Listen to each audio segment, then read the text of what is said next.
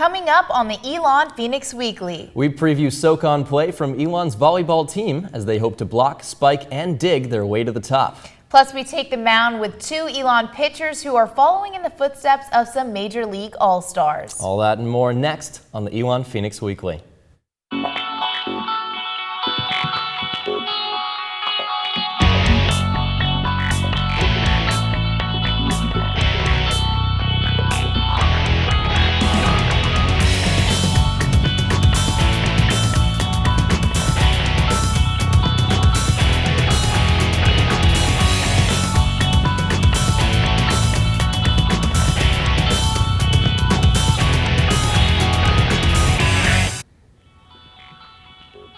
Good morning and welcome to another edition of the Elon Phoenix Weekly. I'm Scarlett Fakar. And I'm Derek Scully. Thanks for joining us on your ESPN2 Local Sports Break. We begin today's show on the gridiron, where one of the team captains is trying to make some difficult changes. Senior linebacker Blake Thompson has played 3 years at safety for the Phoenix, but this year he moved to linebacker to help fit the team's needs. However, that's not the only change that Blake is making. His time working at the Boys and Girls Club inspired him to embrace the job as a role model.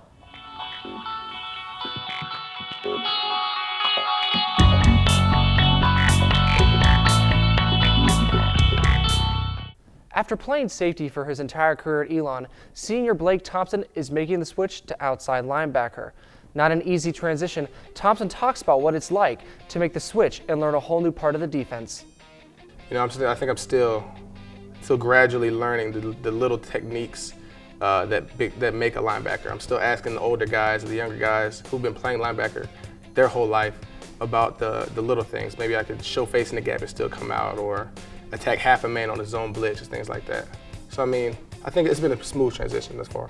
While Thompson is still learning his new position, he says he is happier to be around the football. After finishing second on the team in tackles last season, he says it's a little bit nicer to be a little closer to the ball. You can say that. Being close to the ball, being in more plays, being in most of the blitzes, being like you just said, being close to the football. I like to get to the ball. We should all get to the ball, 11 hands to the ball, and that's if you have a pretty good defense. Thompson's new position has allowed him to showcase his ability to aggressively get to the football and drop back into coverage. I think that's the great thing about our defense. Since we do run a cover one, our base is cover one, we can, outside linebackers, both myself and Odell Ben, we can cover number 2, or we can sink on the hash, or it might be a deep middle run through on a certain coverage. So I mean, there's a nice balance between the two. As a senior, Thompson has become a leader of the team, and he explains what it's been like to try to influence the players around him. I think it's just about tempo. You know, a lot of guys, they'll follow what you do. If you're running around, then they'll run around too. If you're, focused while you're watching, where you're getting mental reps, you're focused and you're in practice, then so are they. So I mean, it's just having the passion to win, the passion to be the best. Not just myself, but to take this program from where it was and bring it farther. Just having that certain passion about yourself, and that other guys can feed off of you. Thompson emphasizes the importance of not only serving the team, but also the community around him. I think the kids in our community, the kids where we live in this country, I think they're kind of put on a back burner. I think that they just need somebody to help them along the way, somebody to share their experiences so they don't go down the same path, that they make the same mistakes that maybe I once made. If they have a positive person in their life, someone that looks like them, that acts like them, that is in sports just like them, who they can relate to, then things will just get that much better, because they just need somebody to look up to. And if they have that person, then the better off they'll be. This year, Thompson has been named a 2012 All-State AFCA Good Works Team nominee. This off-the-field award recognizes a select group of football players who are committed to making a difference in their community. I think this past summer working at the YMCA really taught me that the kids, they really do pay attention. They know who you are. So I mean, we can make an impact. It's just about taking that first step out into the community and branching out, not just by ourselves, but with our teammates. Because when it comes to our game, they're waving to us. After the game, they're talking to us. It's just about setting that example, for the kids. So when you take off that helmet, they know who you are. So whether it be off the field in the community or on the field, Thompson simply wants his team to be the best they can be.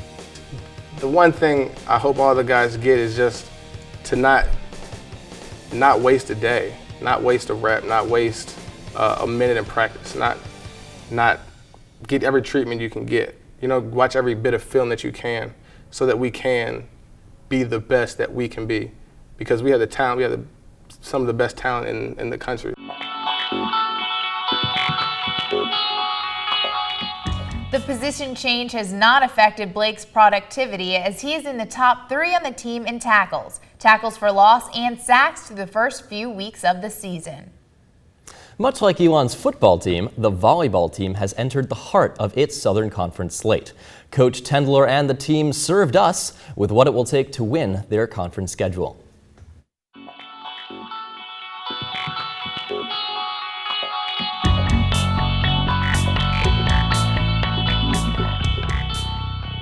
With non-conference play in the books, the Elon volleyball team knows now is their time to shine.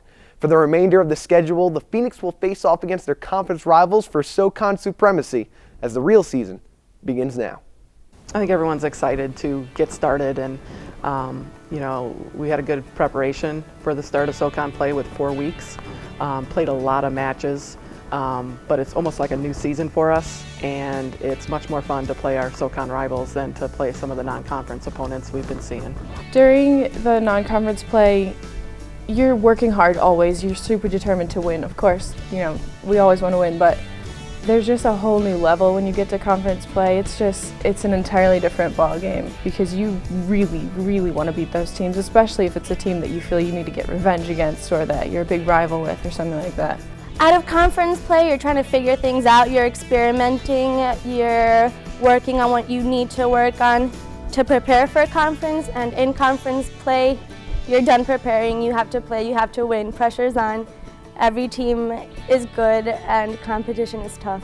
Despite the familiarity between the Southern Conference teams, preparation is key for the Phoenix in order to come out victorious against their rivals. We get to watch a lot of video. We get to see every match that they've played so far this year. Our players will watch video. We'll do some strategic stuff in practice to prepare for them. In conference play, we prepare for longer. We watch film before we play. So we know which particular hitters to focus on and what type of offense they run. We kind of try and imitate what the other team does during practice so that we can work on defending them or our offense against them. And we know them for the most part. Most of the teams that we're going against return a lot of players. We know a significant number of the players on most of these teams still. And you know, we know the programs because they stand for the same things. So there's that rivalry, there's the emotion, and we'll make sure we know what they're doing offensively, what they're doing defensively, what we can do to score on them. What kind of serves are coming at us, so the players will be well prepared as we go in. With so much history between the Phoenix and their conference foes, there's always something on the line when Elon is in SoCon play. Points are won the hard way, straight set victories are a rarity, and emotion runs at an all-time high. That's where the leadership of this Phoenix squad comes in, and what helps them to achieve their very best each match. I think as one of the leaders on this team, it's really important that everyone understands what exactly this conference play means, and that some of the newer people understand that it's a whole new level once we get to conference, and that there needs to be an entirely different focus. Everybody goes harder in conference play and the emotion's higher, and the upperclassmen know that. And I'm depending on them to, you know, tell the underclassmen what it's going to be like. And I can say it all I want, but when it comes from someone like Maggie or Allie, that makes a huge difference. I don't want to put pressure on these girls. I don't want to make anyone nervous. I want to make sure everyone's focused and comfortable and ready to play their best. We can look forward to watching this young team grow as the leadership of seniors like Allie Deach will help her younger teammates come into their own on the court. And that brings us to today's trivia. Elon has had a long tradition of championship success, including Southern Conference titles in sports ranging from baseball to tennis to soccer. But do you know what Elon's first athletic championship was? The answer to that coming up later. We've got to take a quick commercial break, but when we come back, we head to the chalkboard to break down Elon's football team. Plus, 2 Elon baseball standouts made this pilgrimage north to participate in a league full of future stars and with the history of Major League legends. And later, we learn how Elon athletes are excelling as students. As we go to break, take a look at some of this week's games and events.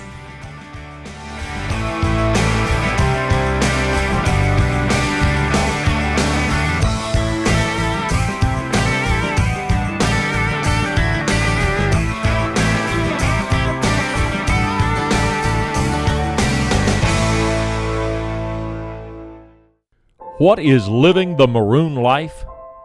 It's more than just the hustle and the sweat. It's more than just the pain and the frustration. It's more than just the triumph and the glory. The maroon life is you.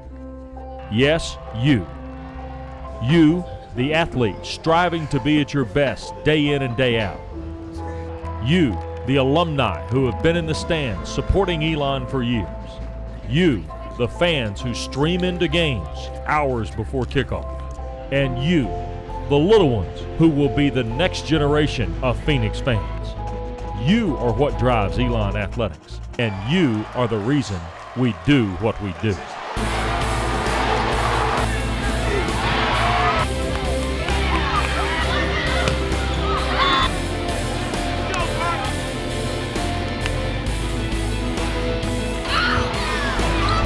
There is so much history and tradition behind our maroon. Conference titles, All-American, and national championships. But there is so much history and tradition yet to be made. So join us. Live the maroon life.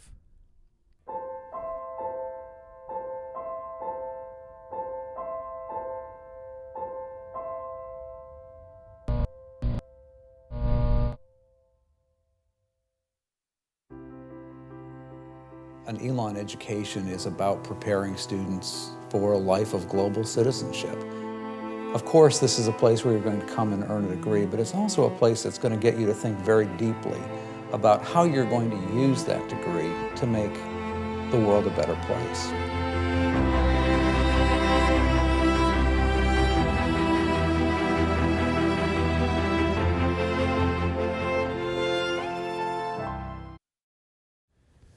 The Elon Phoenix Weekly is made possible by the students of the School of Communications in association with the dedicated coaches, athletes, and staff of Elon Athletics. Today, we bring you a new segment where we learn how all the pieces of a team work together. The Elon Phoenix Weekly presents Chalk Talk. This week, we are getting schooled by Elon quarterback Thomas Wilson and linebacker Blake Thompson to learn more about how Phoenix football works.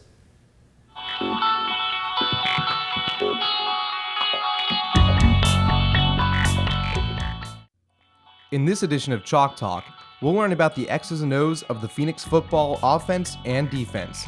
Let's start with the offense. Right now we are in the spread offense, mostly in the shotgun. Coach Pencenz has put us in the spread, and we kind of spread it out a little bit, go 4 or 5 wide sometimes, most times with 1 back in the backfield. So when we spread out and go 5 wide, we usually have 3 receivers set to the field and then 2 into the boundary. So we have a double read on the front side, and then we'll go work to the back side if nothing's open, and find an open man back there. We try to get our backs out as much as possible into the secondary and into the flat areas of the field to get them out as receivers. We got a lot of good backs who can catch the ball and run with it after the catch. So try to get them the ball in space and let them make plays. We got some special plays.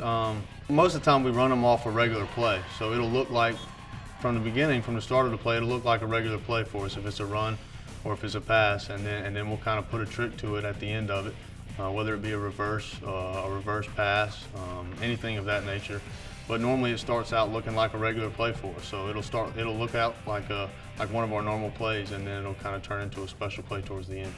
Here we see the Phoenix offense lined up in the shotgun formation with 4 wide receivers and 1 running back in the backfield. The 2 inside receivers will run drag routes into the flat, while the 2 outside receivers run fades into the end zone. The running back runs a hitch route in the middle of the field, giving Wilson a 5th option. After the snap, Wilson makes 2 quick reads, the receiver running deep and the receiver running into the flat. By looking at his check down, Wilson pulls the defense in, leaving Aaron Millette wide open in the back corner of the end zone for an easy score. Now let's take a look at the Phoenix defense with senior linebacker Blake Thompson. Base package, we have 4-3 man scheme, so a lot of cover one, a lot of zone blitzes. A lot of just getting to the football, everybody getting to run the football, a lot of movement up front. We're not we don't have the biggest D-line, the biggest linebackers, so we move a lot, and we try to disguise a lot so we can use our speed to our advantage. Everybody's coming. You might not know who's coming, but we're bringing somebody. From the corners to the linebackers to dropping D linemen out to bringing safeties in. I mean, everybody's in on each play. From top to bottom, from our base package, from our base front to our zone blitzes to our dime package. It's all about moving the front, sweeping the flopping guys, and bring guys off the edge and things like that, depending on what the offense does give us. Us linebackers, safeties, we make a lot of checks for what we see, what the offense gives us, whether there are two stand-ups or whether there's a nub side or whatever we get, we can adjust to it. Here we see the Phoenix defense lined up with a 3-4 front. Just before the snap, the two middle linebackers creep up toward the line of scrimmage, showing blitz. After the snap, 2 of the 3 down linemen rush the quarterback, while the 2 middle linebackers blitz and the 2 outside linebackers drop into coverage. The center and right guard both take on the nose tackle, leaving the right tackle alone to block 2 blitzing linebackers. The linebackers exploit the blocking mistake and get to the quarterback easily for a sack.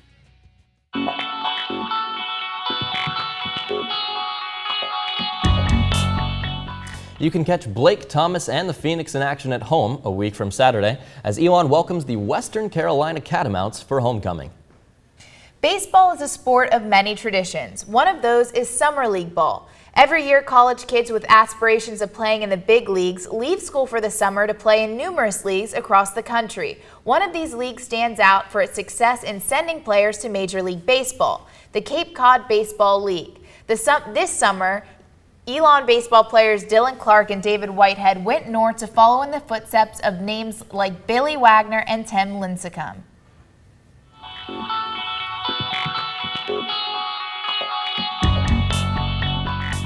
Every summer, elite college baseball players make the pilgrimage to a certain Massachusetts peninsula known for developing major league talent. This past summer, Elon pitchers David Whitehead and Dylan Clark both had very productive experiences in the Cape Cod League. I had a chance to sit down and talk with both of them. It was a great honor to be considered, to even be selected to that team. The great guys that were on that team this summer, like David Whitehead, had a great summer. Guys all over that league were just pitching very well. Well, just being up there, and then you hear about all the tradition and all the history of the players that have been there. I was in a very good spot in Harwich. Love the coaches, love the people, my host family, roommates, teammates. You know, it was an awesome experience. Unfortunately, Clark was hurt several days before the game and unable to pitch in the All-Star game itself. However, he was able to reflect on the experience he had in Cape Cod. It was just a lot of fun to be able to put on that team, and it just kind of gives you like a little bit of recognition. You don't want too much, but a little bit of recognition is great, all the hard work that you put in. Whitehead has very fond memories of the All-Star game experience. I mean, it was a day-long thing. We were up early. We had a meeting with everybody on the team, all the players that were there, just kind of get to meet. I had a bunch of friends that made it, so it was kind of good to see them. I haven't seen them in years. And so see them, and then from there, they fed us, and then we went to the field. We had like an autograph session, and I mean, that's the most times I've ever signed my name. And I mean, it was an eye-opening experience, a humbling one, and that just, the way that people look up to us, and you're grateful to have that opportunity. In previous years, guys like Chase Utley, Tim Lincecum, Kevin Youkilis have pitched in the game. Whitehead and Clark know the company they share. Yeah, it's a special honor to be asked to play, and I was definitely excited. But then again, you got to look back at it. It's just another game. It was one season. You have a lot of hard work still ahead of you, but it's definitely a big time honor to be put into discussion with those names. While making the All-Star game might be an individual achievement, both know it reflects on Elon's program as a whole.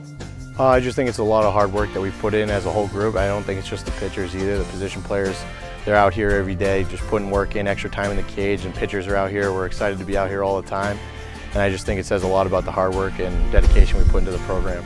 I just think it shows that the direction that the program as a whole is going. taking positive steps, on the individual level and as a team, bringing the right guys in and then developing them and maturing them in good ways. And both me and Dylan were fortunate to make the team. So in my opinion, it's definitely a positive step and it's kind of a, hey, look at us type thing when Elon's 2 for 2.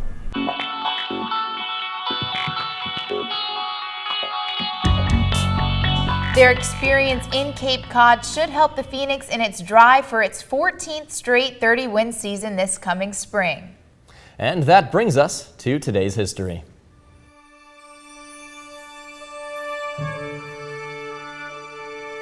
Today in Elon Sports History, we look back at the legacy of Dr. Alan J. White. White, who was named the school's athletic director in August of 1979, oversaw Elon University's most prosperous time period of athletic achievement. His efforts to instill positive values in the athletic program not only brought a winning tradition to Elon sports teams, but also promoted academic success among its players. He also directed a number of renovations on Elon's athletic facilities. White led Elon through its evolution from an NAIA institution to its current NCAA Division I affiliation with the Southern Conference. During his tenure, Elon claimed 4 national championships, 12 conference all-sports trophies, and 56 league titles while producing well over 500 all-conference performers and countless academically recognized student athletes. And that's today's look into Elon sports history.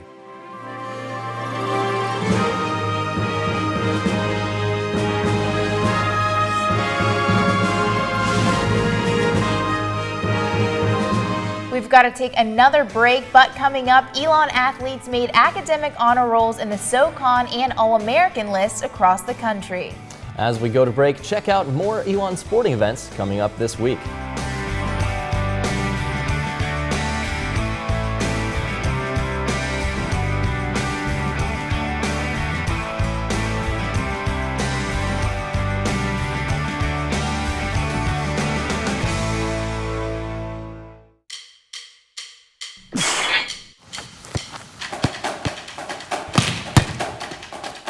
There are currently over 350 Elon student athletes competing in 16 NCAA Division I sports.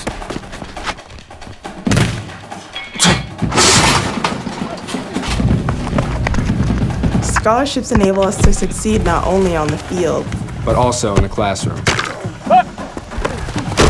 It helps us in achieving our commitment. To live the maroon life.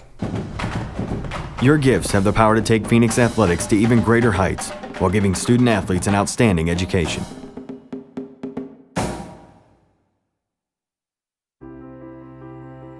An Elon education is about preparing students for a life of global citizenship. Of course, this is a place where you're going to come and earn a degree, but it's also a place that's going to get you to think very deeply about how you're going to use that degree to make the world a better place.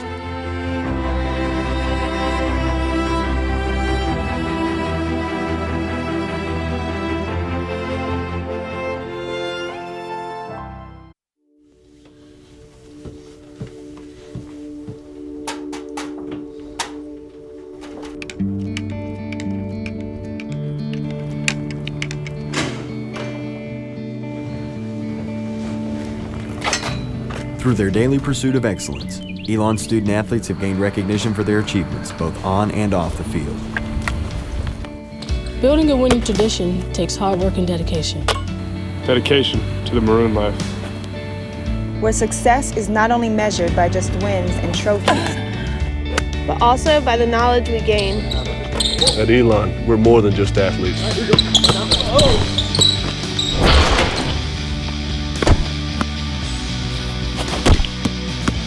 We're student athletes. Providing support enables success, helps sustain the winning tradition of Elon athletics, while securing the future of our student athletes for years to come. Welcome back to the Elon Phoenix Weekly on your ESPN2 Local Sports Break. Earlier in the show, we asked, what was Elon's first athletic championship? The answer, a state basketball title during the 1913 and 14 season, where Elon beat every team in the state at least once. Last year, Elon athletes made their mark across the country for their work off the field and in the classroom. 5 programs last year were recognized for APR excellence. Multiple sports including golf, tennis, basketball, and track and field were honored by their respective organizations for excelling in the classroom. And over 170 Elon athletes were named to the SoCon Honor Roll. To find out more about the importance of being students first, we talked to an athlete, a coach, and our athletic director, Dave Blank.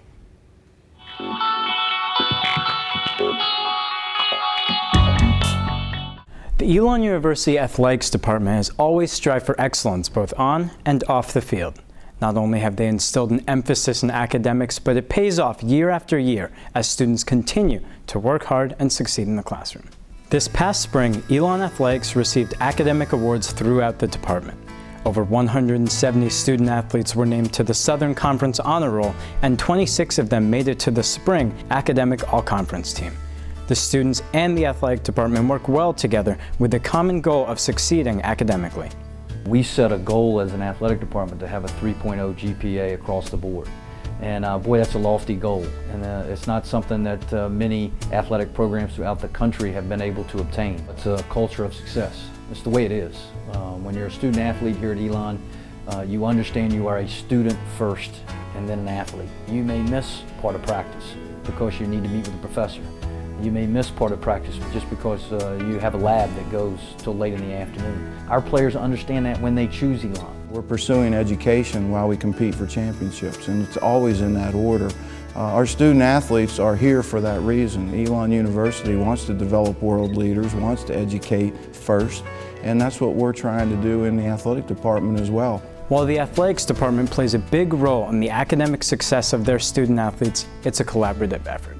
They have high praise for the faculty, support staff, and everything they do for Elon students.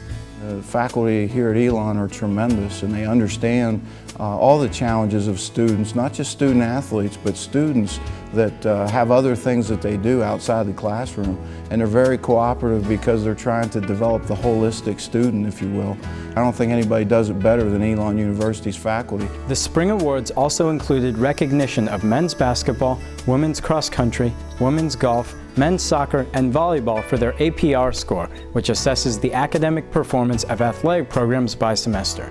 These students succeed because they know how important it is to take advantage of these learning opportunities. Really, our biggest message is about taking advantage of the opportunity that you have to get a great education. You get taught by professionals in their fields, and we talk to our players quite a bit about the opportunity that they have to go to school here. What we've had success with as we recruit student athletes to Elon is kids that want to be successful not only on the basketball court, but also successful in the classroom. And we feel like it goes hand in hand. I want to focus my attention on academics as well, because that's going to propel me into my life. So I need to make sure that I'm getting the right grades and taking the right classes, trying to do the right internships out of golf so that I can try to get a job when I get out. It's not easy being a Division I athlete because of the time commitment. One of the biggest challenges is balancing academics and athletics, but students here at Elon do a great job with that. We find that our players, particularly in season, manage their time very well. They understand that the valuable time that they have in between classes, they need to take advantage of, and the little bit of time in the evening they need to take advantage of. So to me, time management by our players is a recipe for success in the classroom. All sports teams train and work hard in order to win. Blank, along with the rest of the athletic department, understand the satisfaction with winning, but nothing makes them more proud than seeing their student athletes succeed in the classroom. Our ultimate goal is to see everybody walk across that stage and greet President Lambert, and nothing makes us happier than that. There are a lot of games that we can win along the way that feel like a great celebration, but when they receive that degree, that's the ultimate.